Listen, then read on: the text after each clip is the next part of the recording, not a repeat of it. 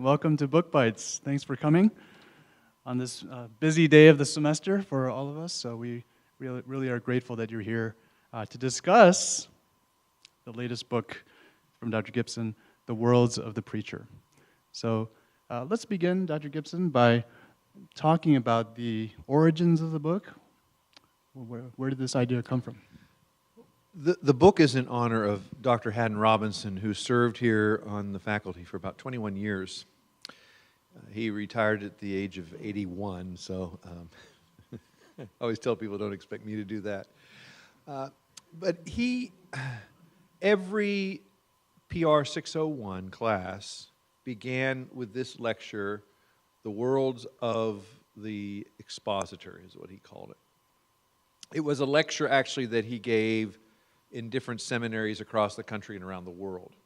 It was a lecture that featured the ancient world, the world of the culture, basically the history, the language, the culture, what he talked about, and the preacher's own inner world. So that basically those four worlds were the categories that he addressed in the lecture. And about, I would say it was at least 15 years ago or so, maybe longer, but when Dr. Robinson came, it must have been about 20 years ago now, he held a conference in the summer, and at this conference he gave the lecture. And it was recorded, and afterwards, I asked his secretary, our secretary, Diane Newhall, if she would transcribe the lecture. I said, that might come in handy someday. So she transcribed it, and it sat in a Word document on my computer for several years. And I wanted to do something in honor of Dr. Robinson because of his legacy here, but also his legacy and impact in the field of preaching. Because his book is the most widely circulated, most widely read, most widely used homiletics textbook in the United States and around the world. It's translated in numerous languages. It's an impressive volume. So his legacy is long. So what I did was I got this lecture out, and I started to, since it was orally presented, it needed to be tightened up as far as being able to be read. Often what we say, we may think it's the case, what we say is clear to a reader if it was transcribed. And Dr. Robinson himself was quite a clear communicator, but nevertheless, there was a lot that needed to be tightened up in the lecture itself. So I wanted to begin the book with that lecture, and so that's how it originated. It was from a lecture that he had been giving over any number of years, and a lot of people were familiar with it. Yeah, thank you. That's very helpful. As many of the people here who have not been familiar with Dr. Robinson as a person and as a preacher, could you give us a little bit of background, since you worked with him for a number of years? What was he like as a person and as a preacher? What you saw is what you got. He was a very amiable, pleasant person. He would sit with students in the dining hall, down in the dining room, every morning after he had done his exercise routine at Gordon College. He'd go over to Gordon College and do the elliptical or whatever, and then he'd come over and have his oatmeal. He always liked his oatmeal. And he would eat his oatmeal, talk with students. So he's a very approachable type of person. You would never expect that here was somebody who was so widely recognized in his field. And so as a person, he was congenial, he was pleasant, but he was also a straight shooter. He told it as it was, and I can remember going in, we would often go out to lunch together in the early days that he and I were here. We came at the same time in the fall of 1991. And so we would go out to lunches, and I remember on occasion I'd say to him, I've got another appointment today, I can't go out to lunch with you. That's all right, he'd say. He said, you can step on me on your way up the ladder, but I'll still be here on your way down. It's very fun and insightful, but a powerful preacher. So he and his wife, Bonnie, who were married for over 50-some years, were an incredible team. And it was a privilege to be able to serve the Lord here with him as his junior professor, and one who let me stretch my wings and let me grow and develop as a preacher and as a homiletician. So I have a great deal of respect. And I am also grateful to be in the professorship named the Haddon W Robinson Professor of Preaching. It's an incredibly responsible legacy. Great. As you think about the concept of the book, you think of John Stott's bridge. And how does this lecture expand on that bridge metaphor? Well, it certainly touches on that. It's basically bridging the ancient world to the present world. And each one of those areas, whether history, language, culture, of each one of these categories that he deals with, whether it's the world of the Bible, the world of the preacher, those kinds of things. And so there are these bridges, this metaphor is developed. What I decided to do is, since Dr. Robinson had served on the faculty at Denver Seminary, and he first served at Dallas Seminary, went to Denver and came here. He spent his longest tenure of teaching here at Gordon-Conwell. He established and developed the preaching program at Dallas. He became president at Denver and cultivated preaching there, and then came here as the Harold John Ockengay Distinguished Professor of Preaching. And so what I did was to help, in a sense, build on these worlds that he talks about. I asked different professors who have taught with him or have taught at these various seminaries.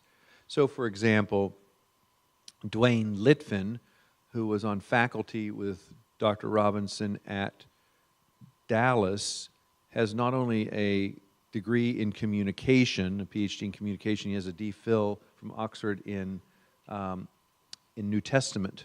So he writes about the New Testament aspect.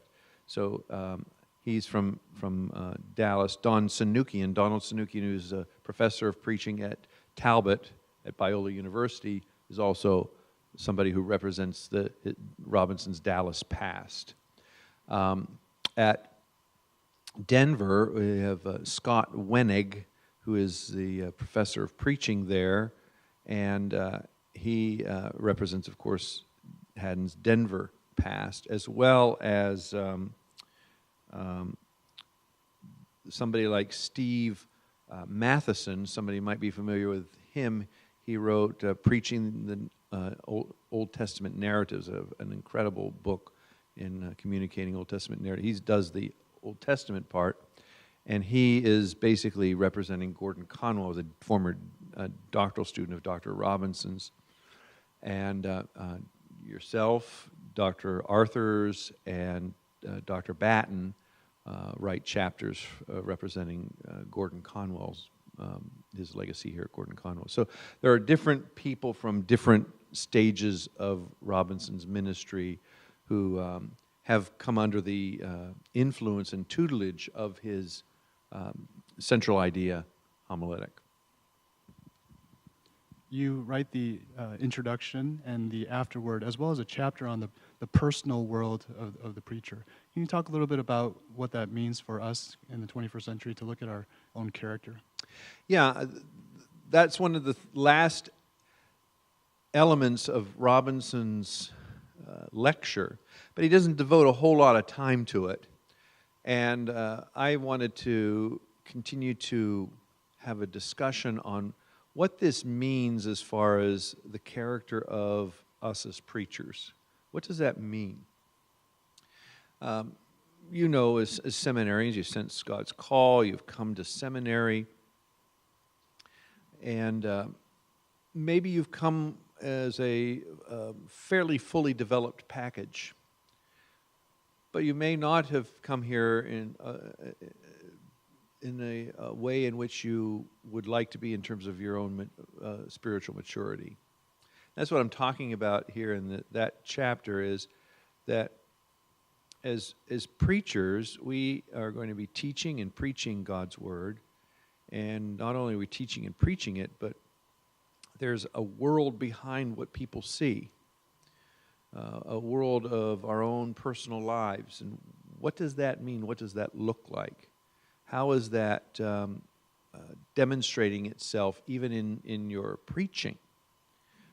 Or is there a contradiction between what you say as you preach and how we as a preacher live? And so I explore that.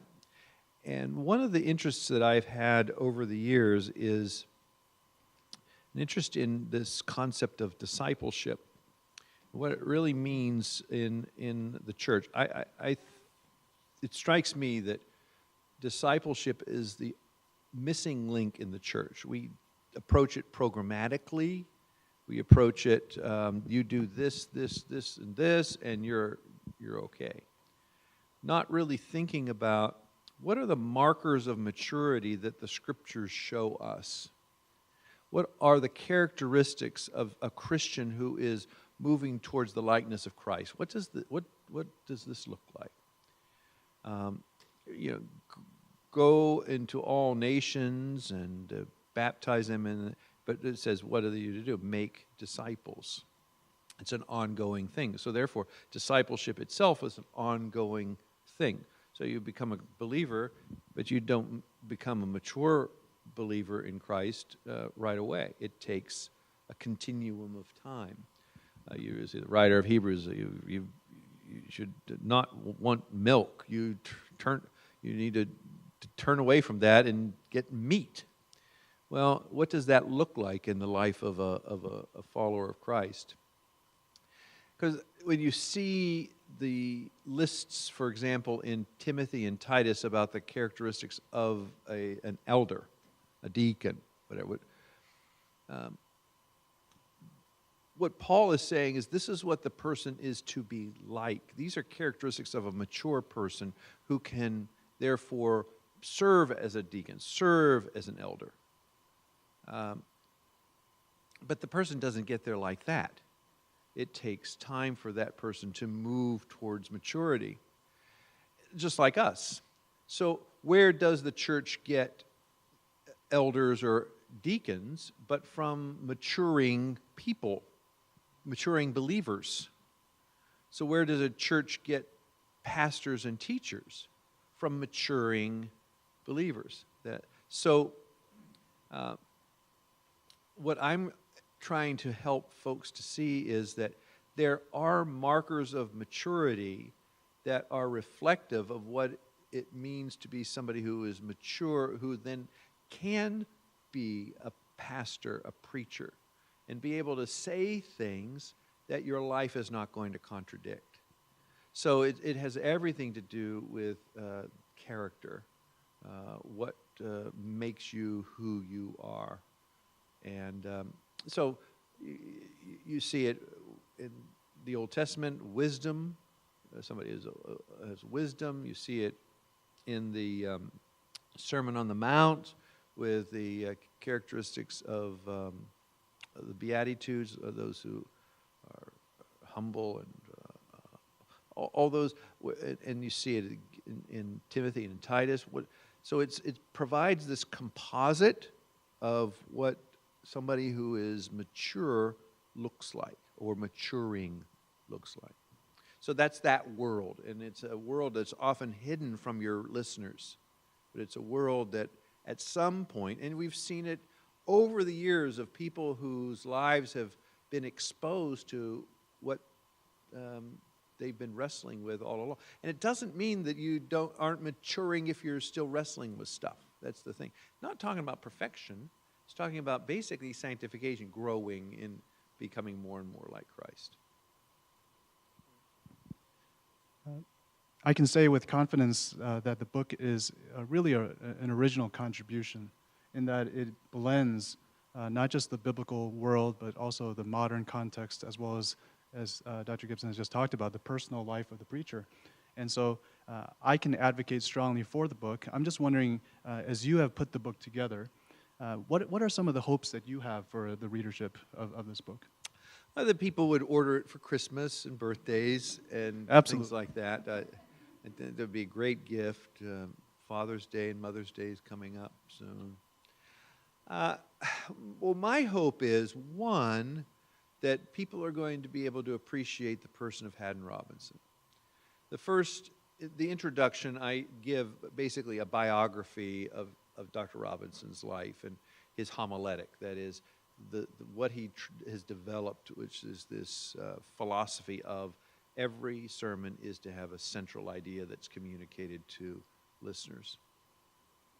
So an appreciation of Dr. Robinson in his homiletic, but also an appreciation of the homiletic to see that it is applicable to a lot of different situations, whether it's Old Testament, church history, New Testament, the personal life of the pastor, the church. Dr. Batten's chapter on the church and how we as preachers are to understand our listeners is really helpful, as well as Dr. Arthur's chapter on understanding listeners. Such helpful insights in helping you to be able to apply that text.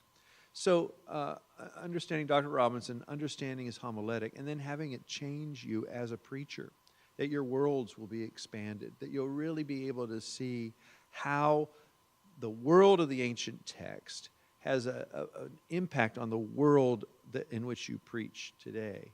The world of history is an impact on how you preach today. The world that you have, your own personal world, has an impact on how you preach. And if you can grapple with that and apply it, I know in seminary you're assigned all kinds of books, and you read them because they have to be read. And sometimes what we miss by reading the books is we miss applying the books, that is, integrating the book into our own thinking, because we got to get it done. We become exceedingly pragmatic, got to get this done. But I encourage you to read books so they'll change you, help you, deepen you, strengthen you. And I trust that this book will do the same. You mentioned how Dr. Robinson has had a long legacy here. And for those of you who may not know, this is our last Center for Preaching event. And I'd like to say publicly how much of an enormous impact you have made at Gordon-Conwell Theological Seminary, as well as in the field of homiletics. You are a champion for preaching, and we admire you and thank you for your 27 years of teaching here, and the many, many, many students you've impacted, the readers that you have impacted through all of your publications. I just want to celebrate you today and thank you publicly for what an amazing work you have done. Your life has left a long legacy here, and it will continue into the future. So thank you, thank you, thank you. Thank you. Thanks very much. Well, I want to open it up to questions. If you have any questions for Dr. Gibson regarding the book or anything else coming up. Dr. Gibson, I wanted to ask about discipleship and how a preacher, through the act of preaching, disciples the congregation. Yeah, the question is, how does a preacher disciple through his or her preaching? Well, that's a different book. I touch on that, of course, in that chapter, but there's a book that I wrote on preaching with a plan. And the idea there is that, as you all know, discipleship is multi-layered. There's one-on-one, there's small group, there's a larger impact of discipleship with preaching. So that the preacher speaks to a much larger listenership, a larger congregation than one is able to on any other time. That is, all the folks of the congregation, usually the church, are gathered together to worship on that Sunday. So the impact of intentional discipleship through preaching is strategic. So what you do, and this is what I talk about in that book, is what you do is you look at your congregation and you try to determine where that congregation is, whether historically, racially, ethnically, spiritually. And you try to determine where is the church on basically a bell-shaped curve. You're going to have, where does it tend to emphasize? That is, the larger group of this congregation are more childish. They're like, because I have an infant, toddler, child, adolescent, young adult, middle-aged adult, older adult. You see that continuum. And you see that, and I'm talking about spiritual maturity, okay? So then, once you are able to determine where the church congregation is in terms of its on average, a bell-shaped curve, where they are in their spiritual maturity, then you target a preaching plan that moves them towards the next level of spiritual maturity. And it's an intentional kind of thing, whether depending on what book of the Bible or whatever that they might need at that time to move them to the next level. If you take that type of philosophy, that type of approach, and apply it to the larger ministry context, you'd be able to then see how maybe some of the programs we have can fit into moving people. Because what we've tended to do is we get programs, we say, oh, we'll use this, like the 40 Days of Wonder or the 5,000 Days of Purpose or whatever they might be, but they don't necessarily hit the people where they are. It fills your calendar and theirs, but it doesn't have that intentionality. So if we really want to see people mature in Christ and not just be an audience, and I don't know if you notice, I don't say I speak to an audience. I speak to listeners or a congregation or whatever, because an audience is detached and entertained. I want people to be engaged and move toward change.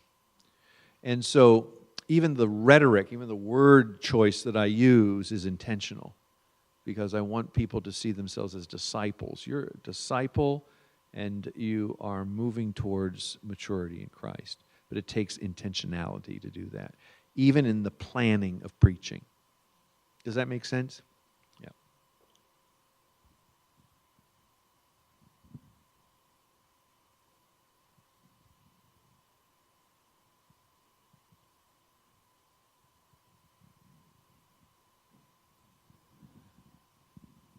Other questions?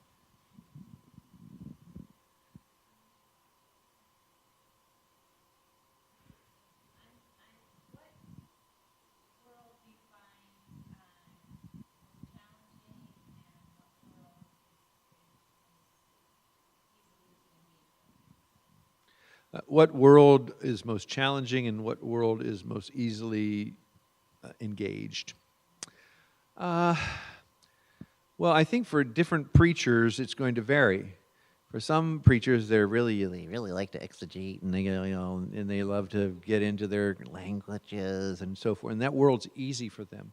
The challenge for a preacher like that is helping to make that bridge from the Greek and Hebrew to the listeners who are sitting out in front of them. That's one of the biggest challenges.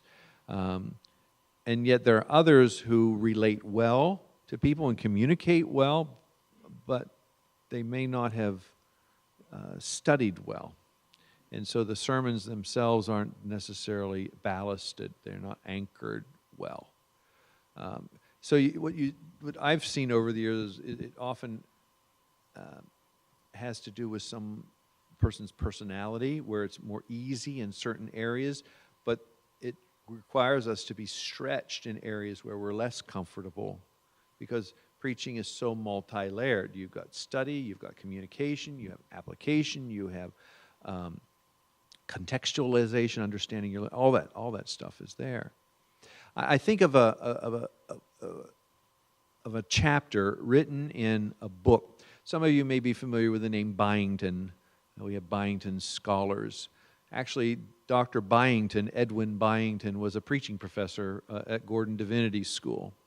And for many years, he served as the pastor in Beverly at the Dane Street Congregational Church. He was very well known homiletician, wrote a lot of books on preaching. One of the books that he wrote was called Pulpit Mirrors. Pulpit Mirrors. And it's these little vignettes, his observations about preaching. In one of them, it's titled Abilititis. He talks about this young preacher whom he heard at this convention, and he thought, this preacher is phenomenal. He was able to paint pictures, and he was able to connect with the listeners, and it was amazing. He thought, this person is amazing.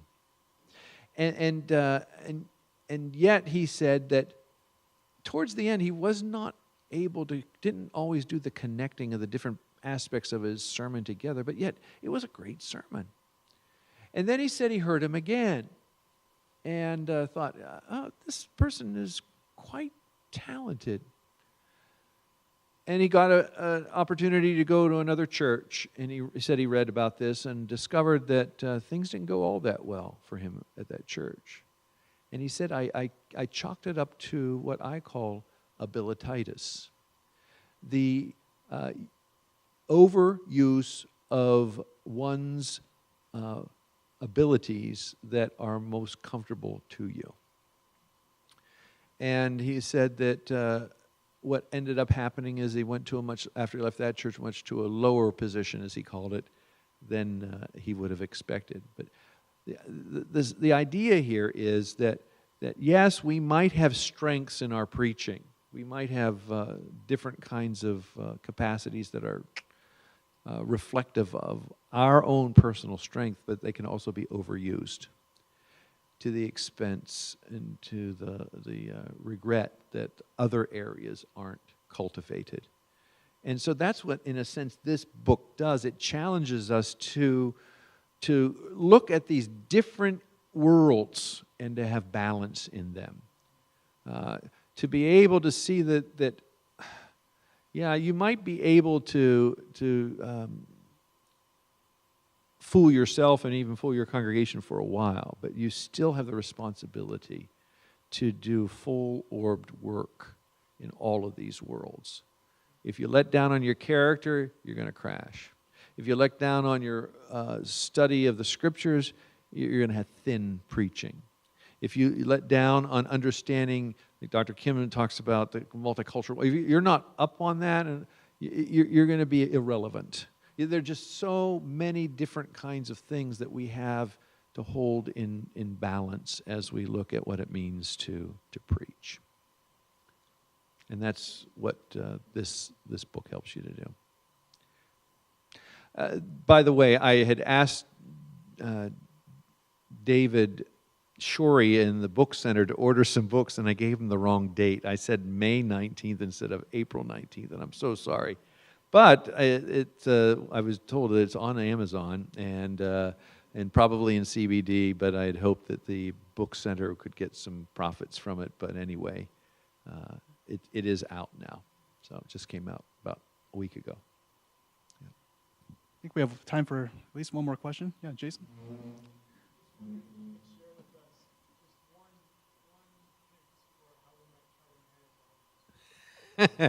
One hint at managing all those worlds.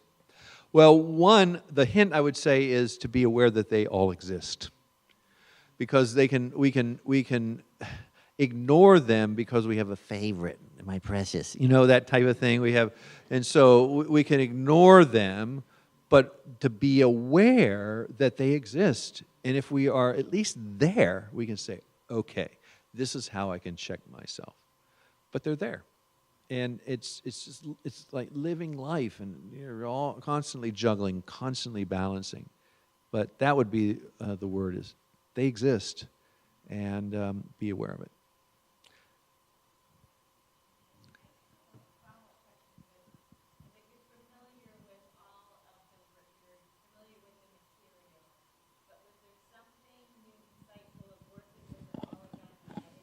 Oh, I see.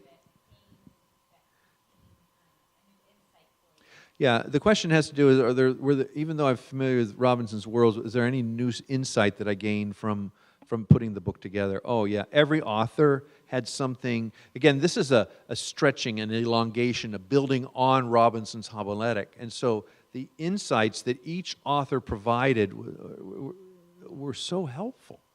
And I'm greatly appreciative for that. So yes, it stretched me as an editor in rereading all of this again. Yeah. Is there a world that you would say the church in general, is the worst at right now? Sort of like, this is the one that we need to work on going out as new church leaders, which one do we need to be sort of getting better at? The question has to do with what world what world does a preacher need to get better at because of what's going on in our own culture today. It strikes me that Gordon-Conwell students, graduates, aren't going to have any trouble with exegetical work and all of that. Hopefully not. It strikes me it's the personal world, the integrity, the character development, and also what Dr. Kim touched on in his chapter, the need to be aware of a world that is ever changing. Now, Ron and I both come from more rural western Pennsylvania, and probably some of those areas are going to be not as quick to be exposed to a multicultural world as others. But nevertheless, it's a reality that's happening all over the world. And it's something that we don't want to ignore. Remember, recognize that it's there. Well, as we conclude our time together, I want to publicly thank Josiah and the Center for Preaching Office for all of his hard work in planning and preparing for all of these events. Thank you, thank you, thank you.